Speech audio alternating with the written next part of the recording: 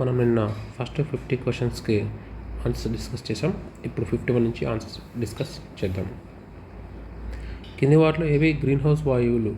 దీంట్లో only carbon dioxide and nitrous oxide ఈ రెండు మాత్రమే greenhouse gases. So answer A మరియు బి. Next question number 52. దీంట్లో లేక్ టైప్ ఇచ్చి దానికి క్యారెక్టరిస్టిక్స్ ఇచ్చాడు. దీనికి పర్ఫెక్ట్గా మ్యాచ్ అవుతుంది ఏంటంటే డిస్ట్రోఫిక్ వచ్చేసరికి హ్యూమిక్తో ఫామ్ అయ్యేది. అండ్ మీకు అందరికీ తెలిసిందే యూట్రోఫికేషన్ అంటాం కదా, యూట్రోఫిక్ వచ్చేసరికి పూర్తి పోషకాలు ఉన్నది. సో దాని ఆధారంగా యాక్చువల్గా ఈజీగా ఆన్సర్ పెట్టచ్చు. A3, B4, C1, D3. Next biological oxygen demand value ఎంత ఉండాలంటే ఎదర్ 5 కంటే తక్కువ 17 కంటే ఎక్కువ ఉంటే ఆ వాటర్ని మనం pure water and highly polluted వాటర్గా మనం డిఫరెన్షియేట్ చేయొచ్చు. బయోలాజికల్ ఆక్సిజన్ డిమాండ్ ఎక్కువ ఉంటే అది హైలీ పొల్యూటెడ్ వాటర్. ఏ రసాయనాలు అట్మాస్ఫిరిక్ లైఫ్ టైంలో ఎక్కువ కాలం ఉంటుందంటే అది PFC, perfluorocarbons. PFC అంటే మనం perfluorocarbons. CBD conventional biological diversity ఎప్పుడు దీన్ని సంతక సమీకరణ ప్రారంభమైందంటే 1992లో పర్యావరణ మరియు అభివృద్ధిపై యునైటెడ్ UN కాన్ఫరెన్స్లో స్టార్ట్ అయింది. నెక్స్ట్ ఇది రిక్టర్ స్కేల్ మీద క్వశ్చన్ ఇచ్చాడు. ఫస్ట్ స్టేట్మెంట్ తప్పు, ఎందుకంటే రిక్టర్ స్కేల్ డస్ నాట్ అన్నాడు. యాక్చువల్గా Richter scale measures the energy released by earthquake. Next according to modified Mercalli scale earthquake high intensity అంటే 5 కాదండి, అది 8 అండి. సో ఆన్సర్ వచ్చి నైదర్ A నార్ B. ఇవన్నీ జాగ్రఫీ మీద క్వశ్చన్స్. జాగ్రఫీ మీద క్వశ్చన్స్ కొంచెం డిఫికల్ట్గానే ఉన్నాయి కంపారిటివ్గా. నెక్స్ట్ ఫస్ట్ స్టేట్మెంట్ దీంట్లో correct. Belarus shares boundary with 5 countries. దీంట్లో సెకండ్ స్టేట్మెంట్ వచ్చేసరికి ఇది Kiev is the closest neighbour అన్నాడు. యాక్చువల్గా Lithuania capital Vilnius is the closest capital from Belarus. So B తప్పు. అలానే ఇది capital of Minsk, the capital of Belarus located on the banks of Pripyat river అని ఇచ్చాడు. But యాక్చువల్గా ఇది స్లివోస్ట్ రివర్ ఉంది. సో C కూడా తప్పు. So A and D statements only correct. Following హిల్స్ని నార్త్ ఈస్ట్ ఇండియాలో వాటిని మనం నార్త్ టు సౌత్ కరెక్ట్ ఆర్డర్లో పెట్టాలి. దీంట్లో కరెక్ట్ ఆర్డర్ ఏదంటే నార్త్ టు సౌత్ వచ్చేసరికి ఫస్ట్ మిష్మి కొండలు, next Abor, next Miri, next Dafla. So answer వచ్చేసరికి BD, AC. ఇవన్నీ కూడా ఎక్కడున్నాయంటే అరుణాచల్ ప్రదేశ్ స్టేట్లో ఉన్నాయి ఈ కొండలన్నీ కూడా. నెక్స్ట్ కూడా ఇది రష్యా దేశం చుట్టూ ఉన్న సముద్రాల్లో ప్రైమ్ మెరిడియన్ నుంచి తూర్పు దిశ వైపుకు వరుస క్రమంలో అమర్చమన్నాడు. ఇది కొంచెం చాలా డిఫికల్ట్ క్వశ్చన్. ఆన్సర్ సరికి ఫస్ట్ బేరెంట్స్ సీ, నెక్స్ట్ కారా సముద్రం బేరెంట్స్, నెక్స్ట్ కారా, నెక్స్ట్ లాప్టేవ్, నెక్స్ట్ లాస్ట్కి వచ్చేసరికి బేరింగ్. So BD, CA. ఇది రామ్సార్ వెట్లాండ్స్ గురించి ఇచ్చారు. ఇది యాక్చువల్గా ఇది కొంచెం కరెంట్ అఫైర్స్ క్వశ్చన్, రీసెంట్ అనుకోవచ్చు దీన్ని కొంచెం వరకు. దీంట్లో నంజనారాయణ్ బర్డ్ శాంచురీ వచ్చేసరికి తమిళనాడులో ఉంది. అండ్ నక్తి బర్డ్ శాంచురీ వచ్చేసరికి మనకు బీహార్లో ఉంది. అండ్ తావా జలాశయం వచ్చి మధ్యప్రదేశ్లో ఉంది.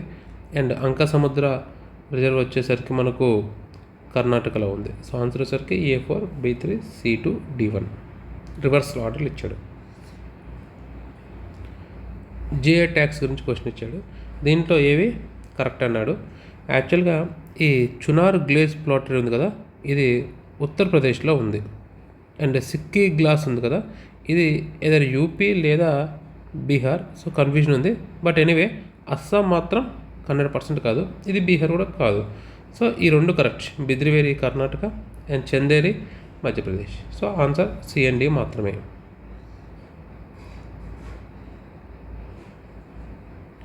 Next descending order in terms of production of jowar. జొన్నల ఉత్పత్తిలో తగ్గుదల ప్రకారం హైయెస్ట్ మనకు మహారాష్ట్ర. మహారాష్ట్ర నుంచే 17.47% ఆఫ్ జొన్నలు ప్రొడ్యూస్ అవుతున్నవి. దాని తర్వాత వచ్చి కర్ణాటక 9.04%. దాని తర్వాత రాజస్థాన్ 5.09%. లాస్ట్లో తమిళనాడు 4.27%. సో ఆన్సర్ వచ్చేసరికి BADC. ఇది తెలంగాణ సోషియో ఎకనామిక్ అవుట్లుక్ 2023 నుంచి క్వశ్చన్ అడిగాడు. ఇవన్నీ మొత్తం ఇండియాలో నెట్ గ్రాస్ జోన్ ఏరియా అంటే మొత్తం పంటల స్థూల విస్తీర్ణం అనేది పెరిగిందన్నాడు. 131 లక్షల ఎకరాల నుండి 198 లక్షల ఎకరాలకు. ఈ స్టేట్మెంట్ కరెక్ట్. అలానే దీనికి కారణం ఏంటంటే ప్రభుత్వం నీటిపారుదల విషయంలో ఒక ప్లాంట్గా వెళ్ళింది. రెండు కరెక్టే. అండ్ ఈ రీజన్ అనేది కరెక్ట్ రీజన్ దీనికి. ఇది మనకు సోషియో ఎకనామిక్ అవుట్లుక్లో పేజ్ నెంబర్ 43లో మీకు ఈ స్టేట్మెంట్ దొరుకుతుంది. సో ఆన్సర్ వచ్చేసరికి both A and R are true and R is the correct explanation. 64th question. The air temperature at the tropopause is more at the poles than at the equator. ఇది correct. And coldest temperature ఉండేది ఇక్కడ exo అని ఇచ్చాడు. Actual అది మీసో. So దీని answer వచ్చేసరికి only A and C. And D ఎందుకు తప్పంటే స్ట్రాటోస్ఫియర్లో temperature increase అవుతుంది. స్ట్రాటోస్ఫియర్ నుంచి టెంపరేచర్ ఇంక్రీజ్ అవుతుంది. సో ఇది కూడా తప్పు. So answer A and C only.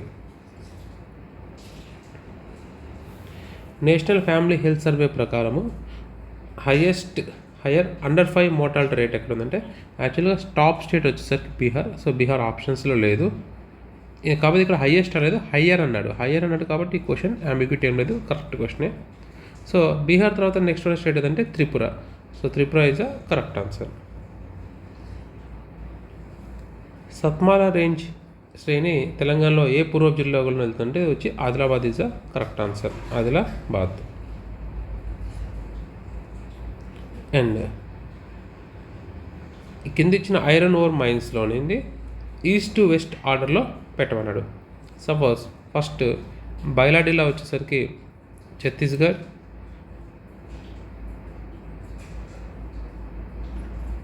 Next Ratnagiri వచ్చేసరికి మహారాష్ట్ర, కెండుకూరు వచ్చేసరికి ఒడిస్సా, బళ్ళారి వచ్చేసరికి కర్ణాటక. సో ఈస్ట్ వెస్ట్ అన్నాడు కదా, ఫస్ట్ మనకి ఏం రావాలి?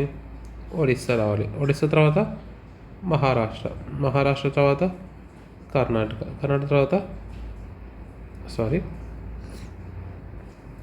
ఫస్ట్ మనకి ఏం రావాలి? ఒడిస్సా తర్వాత ఛత్తీస్గఢ్ తర్వాత కర్ణాటక తర్వాత మహారాష్ట్ర. మన మ్యాప్లో ఇలానే కదండి, ఒడిస్సా, ఛత్తీస్గఢ్, కర్ణాటక ఎక్కడ ఉంటుంది, మహారాష్ట్ర ఎక్కడ ఉంటుంది. కరెక్ట్. సో ఆన్సర్ వచ్చేసి CADB. ఇది యమునా రివర్ మీద క్వశ్చన్ అడిగాడు.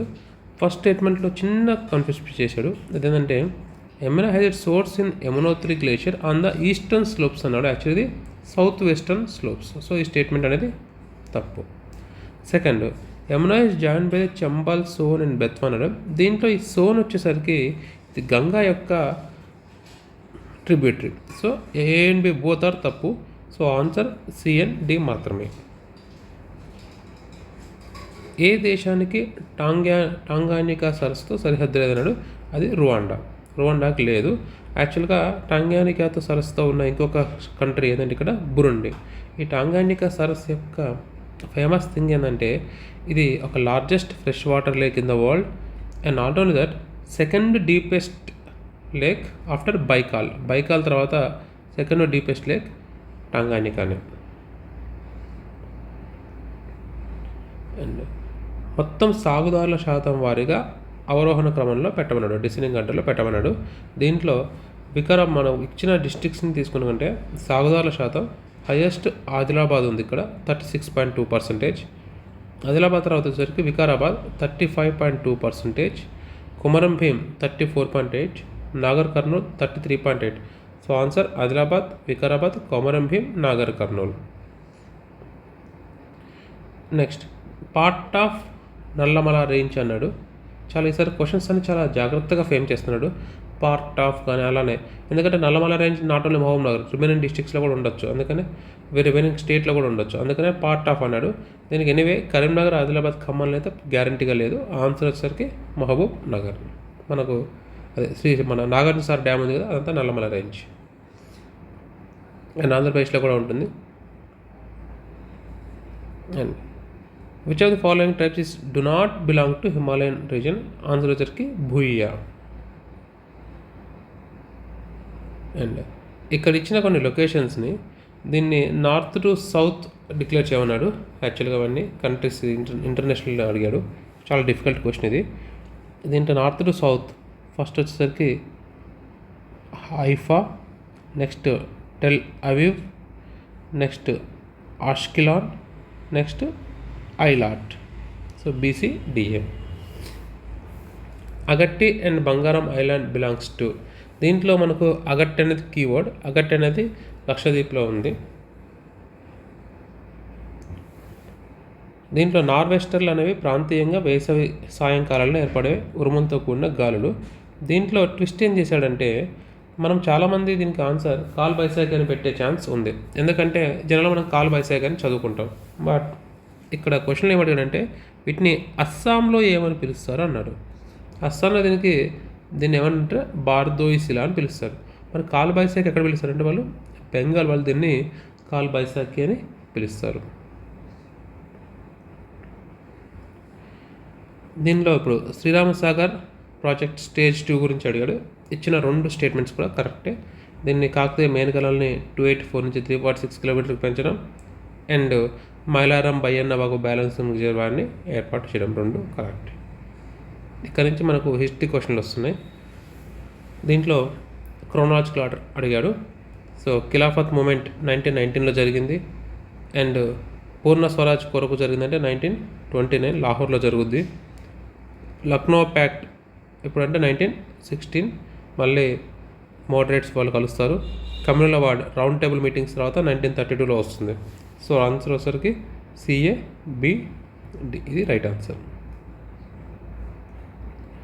ఈ రామకృష్ణ పరమహంసకి వివేకానంద మధ్య సంబంధం గురించి ఈ స్టేట్మెంట్ ఇచ్చిన వ్యక్తి ఎవరంటే రామ్ధారీ సింగ్ దినకర్. రామ్ధారీ సింగ్ దినకర్. వీళ్ళు రాసిన వీళ్ళు మన ఫ్రీడమ్ ఫైటర్స్ వీళ్ళ అసోసియేషన్స్ నుంచి క్వశ్చన్ అడిగాడు. ఇది కొంచెం ఎగ్జామ్లో కొంచెం సింపుల్గా కూడా ఐడెంటిఫై చేయొచ్చు. ఎలా అంటే వీరరాఘవాచారి పేరు చూసి చెప్పొచ్చు. ఇతన్ని మద్రాస్ మహాజన సభ. సో Bకి 3 ఉండాలి. సో Bకి 3 2 ఆప్షన్స్లో మాత్రమే ఉంది. అండ్ మీకు తెలిసిందే దీంట్లో మనకు Dadabhai Naoroji east India association ఏర్పాటు చేశాడు. సో అలా A2 B3 C4 D1 సింపుల్గా దీన్ని సాల్వ్ చేయొచ్చు. ఇది కొంచెం ట్రిక్కీ క్వశ్చన్. ఎందుకంటే Chandrashekhar Azad was died in not in 1930 to 1931. So statement 1 wrong. And Surya Sen was associate with revolution in పంజాబ్లో కాదు, అతను చిట్టగాంగ్ బంగ్లాదేశ్లో చిట్టగాంగ్తో అసోసియేట్ అయ్యాడు. సో 2 స్టేట్మెంట్స్ కూడా తప్పు. The age of consent bill అంటే మ్యారేజ్ ఏజ్ బిల్లులో ఇది 1891లో ఎంతకు పెంచారంటే 10 నుంచి 12 years. దీన్ని మనం శారదా చట్టం అని కూడా అంటాం. శారదా యాక్ట్ ప్రకారం 1891లో అయితే 10 to 12 years. దీంట్లో రాంగ్ పేర్స్ అంటే గోండు వాళ్ళు వేసే డ్యాన్స్ పేరు గుస్సాడి, నాటి గడ్డి నాటి. సో గుస్సాడి. సో ఇది correct answer. Next question. Civil disobedience శాసనోల్లంఘన ఉద్యమంలో గాంధీతో పాటు ఇక్కడ మలబార్ తీలం అంటే కేరళ దగ్గర చేసిన ఎవరంటే K. కెలప్పన్. రాజగోపాలాచారి చెన్నై సైడ్ చేస్తాడు. నెక్స్ట్ ఇది కొంచెం డిఫికల్ట్ క్వశ్చనే. ఇది సివిల్ డిసోబిడియన్స్ అని ఇస్తున్నాడు. బట్ 1921 ఇచ్చాడు. సో బట్ ఎనీవే దీని ఆన్సర్ కరెక్ట్గా చెప్పలేకపోతున్నాం. దీని ఆన్సర్ జనరల్గా BCD అయ్యే ఛాన్స్ ఉంది. బట్ నేను మళ్ళీ ఇతో డిస్కస్ చేశాను ఈ క్వశ్చన్. తెలంగాణలో తొలి రాతి చిత్రలేఖనాలు ఎక్కడ ఉన్నాయి? ఇది కూడా కొంచెం కాంప్లికేటెడే. ప్రస్తుతానికైతే ఆన్సర్ ఉట్నూరుగా పెట్టుకోండి. ఇది నేను మళ్ళీ ఈ question again I will discuss with you. దీంట్లో రాంగ్ పేర్ ఇవన్నీ కరెక్టే. ఏకముఖలింగం అలంపూర్, పంచముఖలింగం వరంగల్, చతుర్ముఖలింగం కాళేశ్వరం, శాస్త్రలింగం పిల్లలమర్రి కాదు. సో ఇది రైట్ ఆన్సర్. దీంట్లో సరికానే జాతనం దీంట్లో సాని మున్నూరులు వ్యవసాయ కూలీలకు కాదు. సో ఇది correct answer. Next Kutuhaludu Leelavathi అనే గ్రంథాన్ని సంస్కృతం రాలేదు, తను ప్రాకృతంలో రాశాడు. సో ఈ స్టేట్మెంట్ తప్పు. అలానే ఇది హాలుడికి అండ్ సఖా ప్రిన్సెస్ కాదు, ఆమె సింహళ దేశం నుంచి ఉంటుంది.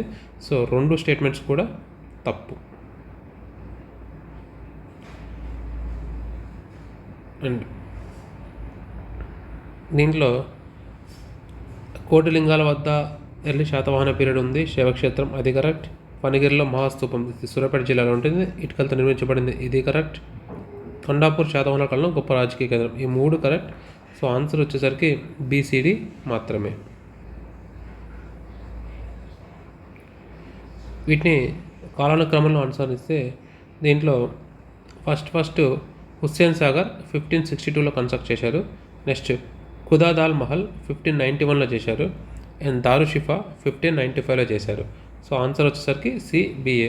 ఈ దారుషిఫా మీద ఆల్మోస్ట్ ఈ పేపర్లో మినిమం 2 to 3 టైమ్స్ రిపీట్ అయింది దారుషిఫా. ఇది మీకు ఎక్కడ ఉంటుందంటే మనకు MGBS దాటిన తర్వాత వస్తుంది దారుషిఫా. ఒక హాస్పిటల్ అది యాక్చువల్గా ఒకప్పుడు. ఇది మక్కా మసీద్ గురించి క్వశ్చన్ అడిగాడు. మక్కా మసీద్ అనేది స్టార్ట్ చేసింది ఎవరంటే మహమ్మద్ కుతుబ్ షా. సో ఈ ఆన్సర్ తప్పు. అండ్ దాన్ని ఫినిష్ చేసింది ఎవరంటే ఔరంగజేబ్. సో ఈ ఆప్షన్ కూడా తప్పు. ఎప్పుడు ఫినిష్ అయింది? 1693లో ఫినిష్ అయింది. And so answer only correct answer 1614లో మసీద్ నిర్మాణం ప్రారంభమైంది. సో ఏ మాత్రమే. ఈ కుతుబ్ షాహీ కాలం నాటి మొహర్రం వేడుకలకు సంబంధించిన సరైన ప్రకటన ప్రపంచంలో దీంట్లో మొహర్రం వేడుకలు లంగర్ ఊరేగింపుతో మమేకమైనవి, ఇది కరెక్ట్. అండ్ అలానే లంగర్ అంటేనే ఏనుగు, అంత బరువు గల బంగారపు గొలుసు, ఈ 2 కరెక్ట్. అండ్ దీంట్లో బంగారపు గొలుసును ముక్కలు చేసి పేదలకు పంచేవారు, ఇదేం కరెక్ట్ కాదు. సో ఆన్సర్ వచ్చేసరికి ANB.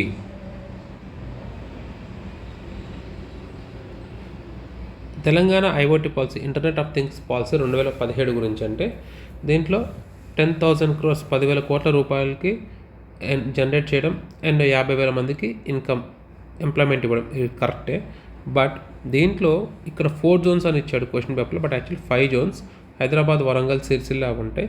సో ఆన్సర్ వచ్చేసరికి A only. Next Telangana artificial ఇంటెలిజెన్స్లో కీ పిల్లర్స్ అడిగారు. యాక్చువల్గా స్కిల్లింగ్ అండ్ ఎడ్యుకేషన్ వచ్చేసరికి 2nd pillar. And governance, ethics, privacy వచ్చేసరికి this is the 3rd pillar. And research ఇది వచ్చేసరికి ఇది 4th pillar. And enabling adoption and community collaboration వచ్చేసరికి 5th pillar. So A4, B1, C5, D2. Aarogyasri మీద question అడిగాడు. ఇది BPL ఫ్యామిలీస్కి ఉంటుంది, ఈ statement correct. And assistance up to 8 lakhs అని ఇచ్చాడు. యాక్చువల్గా వచ్చి 10 lakhs, ఎర్లియర్ 5 lakhs ఉండేది. న్యూ గవర్నమెంట్ 5 అయ్యాక దాన్ని మనం 10 lakhs పెంచారు. So A only. ఇవన్నీ కొంచెం ఈజీ క్వశ్చన్స్, తెలంగాణ పథకాల మీద చాలా ఈజీ క్వశ్చన్ అడిగాడు. మహాలక్ష్మి పథకం నుంచి అడిగాడు. నెలకు 2,500 ఆర్థిక సహాయం అందిస్తున్నాం, ఇది కరెక్ట్. అండ్ 500కి గ్యాస్ సిలిండర్ కరెక్ట్. ఆర్టీసీలో ఫ్రీ, ఇది లేదు. తెలంగాణ ఉన్నత విద్యా సంస్థల్లో ఉచిత విద్యా సౌకర్యం దాంట్లో లేదు. And special provisions for women and చిల్డ్రన్కి ఓన్లీ ఆర్టికల్ 15 మాత్రమే.